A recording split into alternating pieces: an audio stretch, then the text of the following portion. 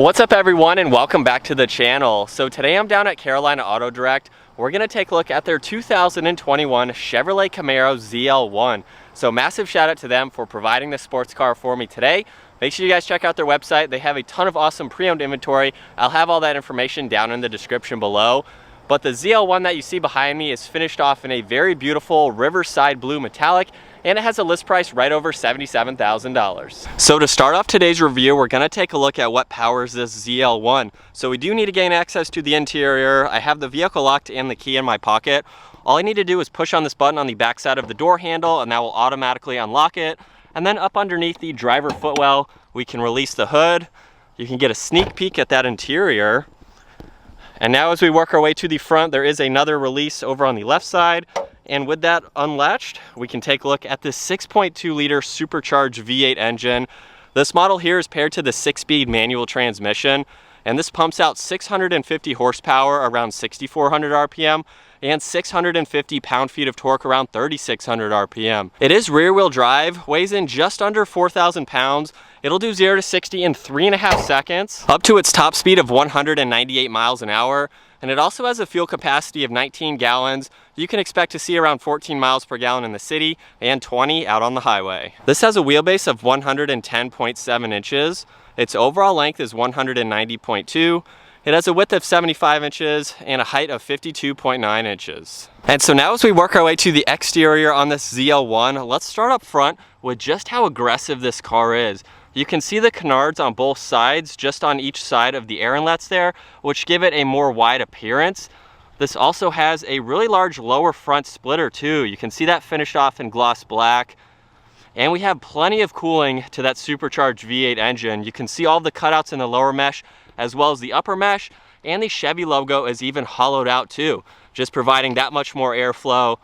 You can see on this model here, this does have LED headlights along with the LED DRLs. Turn signals are right in the middle there, and I love how sleek everything is in the upper section. The headlights flow nicely with the upper grille there. You can see plenty of contoured lines running around the lower grille too, with the ZL1 badge over on that driver's side. We have a lot more airflow on the air inlets on both sides, plenty of cutouts. This even has a functional hood. So up top you can see, I can actually stick my hand in this section here. So we have a functional heat extraction vent there, along with the ZL1 badge on the side. Really nice two-tone design with the black right in the center of the hood too, but it just has a mean appearance to it up front. As we work our way to the side now, you can see this model has a really nice set of 20-inch wheels. I love the color contrast with the blue and the silver. This also has the Brembo brakes. You can see they're finished off in the same color as the wheel, which is a really nice design to see. This does have the body colored side mirrors. You can see more gloss black on the lower side skirt. Really nice side proportional design too. I love the subtle lines that are there. You can see down in the lower section of the door there, as well as this line in the rear fender leading all the way to the spoiler. You can also see, I'm not sure if this is factory or not, but there is carbon fiber on the gas cap there. And then as we make our way to the rear end, you can see the fixed spoiler. It has a really nice design to it. I love how it flows with that line that I just pointed out. And you can see that extend to the top section of it. Of course, this does have LED taillights with a really nice design. You can see they're sleek to match the headlights, of course. We have the Chevy logo right in the center, along with the third brake light. More gloss black in the lower diffuser, and that quad tip dual exhaust, which sounds amazing. We'll start this up here soon in just a second.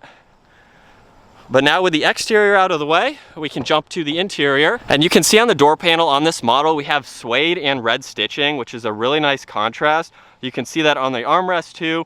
It's also by the window controls. Now I'm not sure if all of this blue is aftermarket or not, but it's a really nice touch to see. There's the side mirror adjustments. This also has the interior ambient lighting, so you can see that strip on the door panel. We have the memory seating adjustments, as well as the release handle and lock and unlock. This also has the Bose audio sound system. You can see the release for the trunk, and there's a small amount of storage space, enough for any items that you'd like to place there.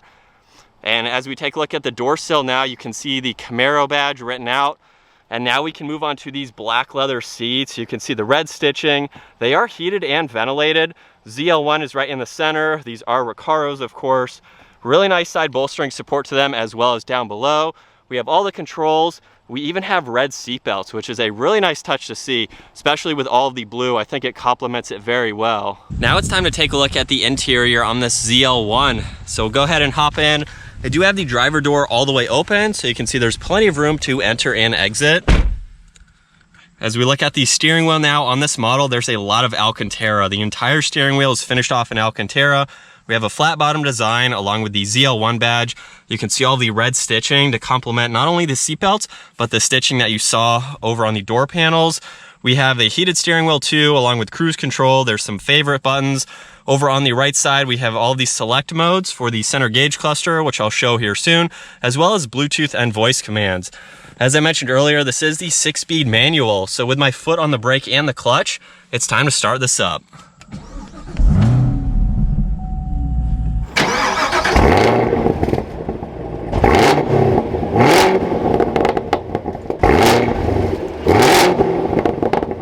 And then coming back to this gauge cluster, you'll see on the left side is the tach, on the right side is the miles per hour. There is some fixed information within the digital LCD screen on the top, like fuel gauge, oil temperature, and some other vitals. And then just below that, using those buttons that I showed over on the steering wheel, you can go through a lot more information. So you can look at the miles per hour. I can scroll down and look at more trip information along with averages. You can look at fuel range along with your TPMS. There's also a timer, and then if I scroll over, you can start that timer, reset that timer. You can also go back over to the left side where you can look at information. You can go into performance, so you can look at a lot more information like your G-force meter. There's also some previous timers that you can look at, as well as different vitals that you can monitor. If I go back to the left, you can pull up audio as well as navigation and phone, and even go into options too. So you can go into launch control and monitor that. You can also look at units and other standard information that you can set based on how you'd like to see it. So you have a lot of information to go through, which is really nice to see. You'll also notice too, even though this is a manual, we do have the paddle shifters here. These are for the rev matching, so you can turn that on and off with either one. So if you'd like to rev match and have the car automatically do that for you, that is how you can turn that system on and off. Over on the left side of the steering wheel, you can see all the heads-up display controls. We have the air vent, of course, along with a dimmer switch and more blue accents. Again, I'm not sure if that is stock or not, but it definitely adds to this interior and makes it look very clean. You'll see the heads-up display there with just the miles per hour. And then as we work our way to the center, this is the 8-inch touchscreen system. Hopefully the camera can see that it's actually angled downwards, so that'll help protect it from any of the sun glare, which is really nice to see. But as you can tell on the home screen here, we have audio and phone. This does have Apple CarPlay and Android Auto. You can swipe over, go into the ambient lighting. So all of those colors that you can see on the door panel, you can change depending on your mood. You can look at Spotify, Sirius XM. It's a very sensitive touchscreen system. So as soon as you swipe on it, you are on that next page there. You'll also see on this home screen here, when you have the audio on, that'll be on the left side. And when your phone is paired, that can be over on the right side. Just by clicking on home, we'll get back to this system here. And there's a few shortcuts down below to your music and phone, as well as the climates. So you can quickly get into that system, turn it on and off, and go through all of that information if you need to. You'll also notice a physical button for home over on the left side. We have power and volume for the radio right in the middle, as well as tuning and a back button. And then just below that, you'll see a row of buttons here. We have the heated and ventilated seats for driver and passenger. Right in the center, you have some more controls like where you'd like the air to go. You can turn the system on and off. You'll see the temperature on both sides as well. So it's really nice to see that separated from the upper screen. We have the fan speed right in the center, as well as the air vents with some more of the blue accents, which is really nice to see. You can of course turn these on and off and adjust the temperature just by twisting on the dial itself. So that is really awesome to see how that's integrated into it.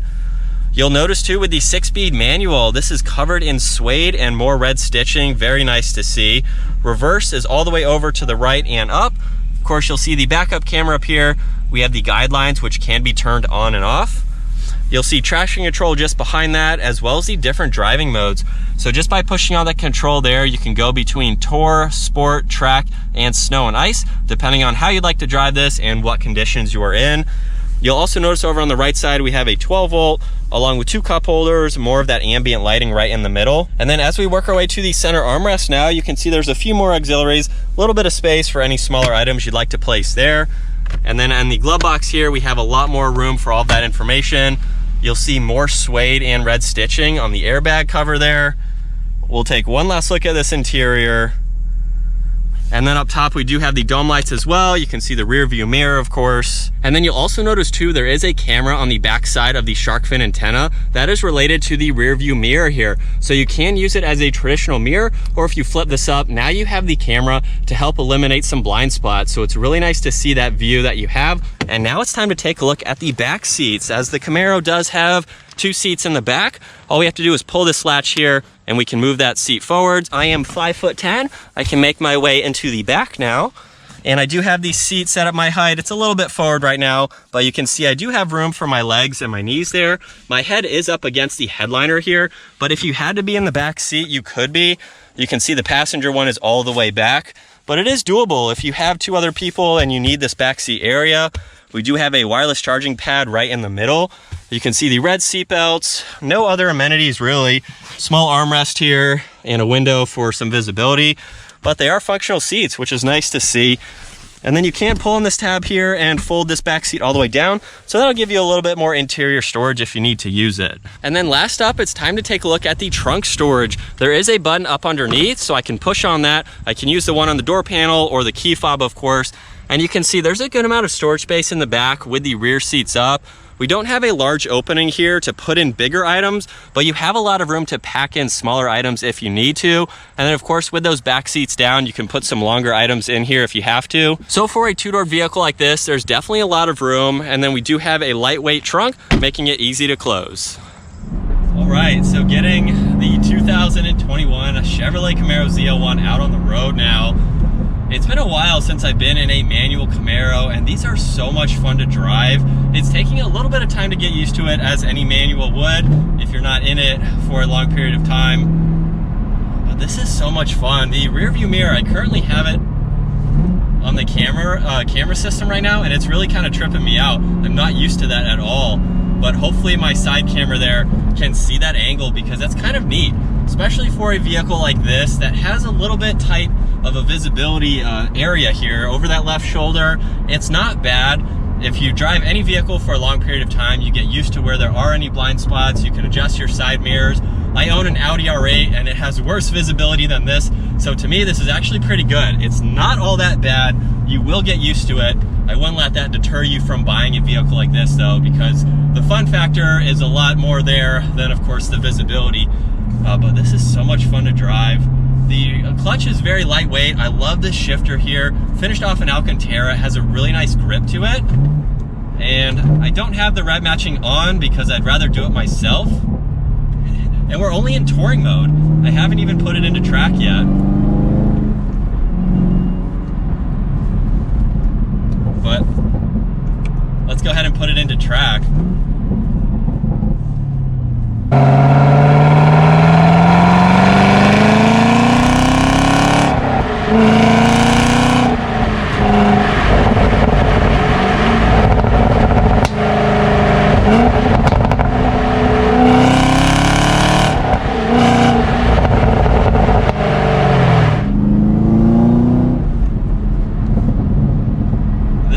Sounding car. You can definitely tell the exhaust note does change between touring and the track setting there. But I do think it's kind of a little bit of a waste to have these paddle shifters here with the rev matching. So basically, I think they just took them from the automatic cars, kept them on here, and changed them to the rev matching. I don't think you need 2 of them, and you don't need them taking up the backside of the steering wheel. They are kind of in the way, especially it being a manual. You don't need those right there. Pops, I can't get over how they sound. That's so good.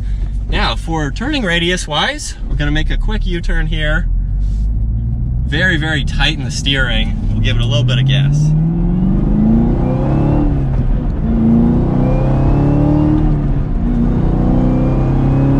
I wouldn't say it's that it's crazy fast, but I'm not going pedal to the floor, of course, since it's not my car, but it definitely gets up and scoots. It's not a slow car by any means.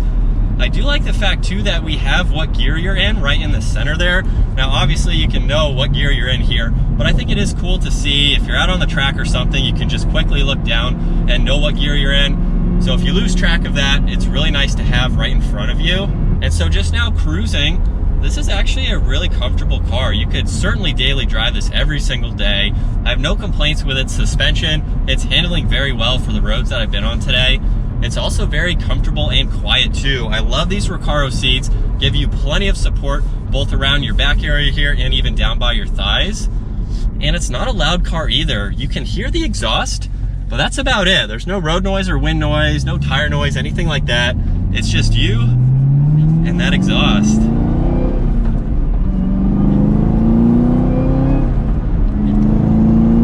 Which I like, because obviously you're buying a car like this, you want to hear that exhaust and pretty much nothing else. So this would be a great commuter. You could drive this in normal traffic if you needed to, and then when you're ready to, get out on some back mountain roads and really have some fun with it. As far as the backseat area goes, you're not really buying this as a 4-seater vehicle, but as you saw, I could fit in the back there. Yes, it's going to be cramped, but it is doable. So if I had to go around town and be in the back seat, I could definitely do it.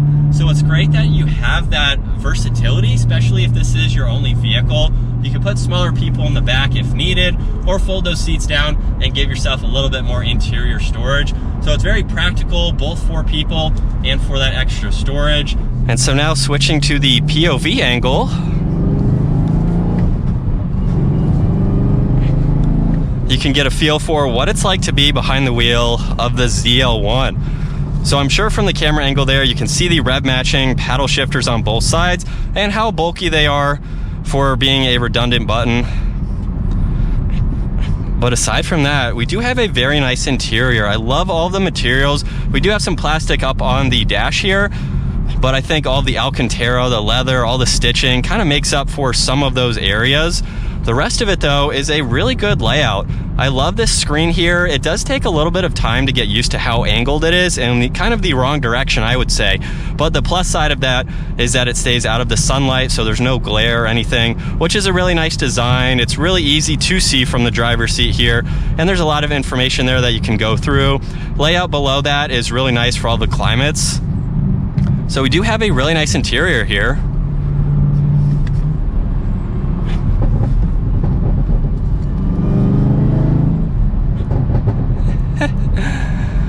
And then just getting this angle here, you can see the difference hopefully between your normal camera and then having that digital screen, which I think is really good.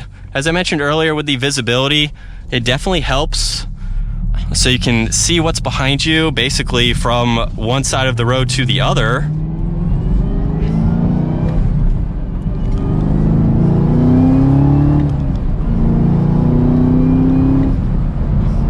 And not even doing anything crazy. We're up into 6th gear there. Definitely has plenty of power. It's a very comfortable vehicle to be behind the wheel of. I love both of these bulges on each side of the gauge cluster too. It just kind of gives it more of an aggressive look from this position. Really nice trim accents on it as well.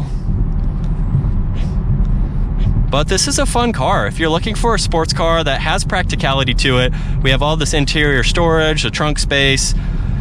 You want something that's comfortable to drive, but is also a backroads weapon. You could take this out on the track. We have launch control. It really is a great package, especially finished off in the blue. It just shows all of the lines on the exterior. We do have another Camaro review. Look forward to that. My brother is in that one that just passed us. Camaros are so much fun to drive, so we try to get pretty much all of the trim levels. And this is the first ZL1 that we've been behind the wheel of, so it's awesome to check this out. We'll do one last acceleration. Clutch pedal is very lightweight. I love how engaging the shifter is too. But I think that's gonna wrap it up for my walk around review and test drive, getting behind the wheel of this 2021 Chevrolet Camaro ZL1. Once again, massive shout out to Carolina Auto Direct for providing this sports car for me today. I'll have all their information down in the description below. And if you enjoyed today's video, make sure you give it a huge thumbs up. Consider smashing that subscribe button if you'd like to stay up to date on our daily uploads. I'll see you guys in the next video.